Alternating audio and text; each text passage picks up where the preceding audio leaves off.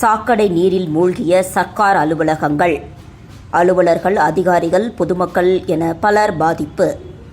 திருப்பூர் மாவட்டம் மடத்துக்குளம் பகுதியில் தாலுகா அலுவலகம், நெடுஞ்சாலைத்துறை அலுவலகம், அரசு கருவூலம், மடத்துக்குளம் வருவாய் ஆய்வாளர் அலுவலகம், சர்க்கார் கண்ணாடிப்புத்தூர், அக்ரஹார கண்ணாடிப்புத்தூர், கிராம நிர்வாக அலுவலகங்கள் மற்றும் 10க்கும் மேற்பட்ட பொதுமக்கள் குடியிருப்பு பகுதியும் அருகிலேயே காவலர் குடியிருப்பும் அமைந்துள்ளது.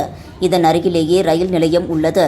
மேலும் அலுவலகங்கள் மற்றும் ரயில் நிலையம் இடைப்பட்ட பகுதியில் சாக்கடை கழிவு நீர் செல்கிறது. சமீபத்தில் ரயில் நிலையம் மற்றும் அதனை சுற்றியுள்ள வட்டார பகுதியை சுத்தம் செய்த நிர்வாகத்தினரால் சாக்கடை நீர் அடைபட்டு தேங்கி சுகாதார சீர்கேடு ஏற்படுத்தி வந்தது. இந்நிலையில் மடத்துக்குளம் பகுதியில் இன்று மாலை பெய்த கனமழை காரணமாக தேங்கிய கழிவு நீர் ஆறாக அரசு அலுவலகங்களுக்குள் பாய்ந்தது. இதில் நெடுஞ்சாலைத்துறை அலுவலகத்தை சாக்கடை நீர் சூழ்ந்ததால் அலுவலர்கள் வெளியே வர முடியாமல் தவித்தனர்.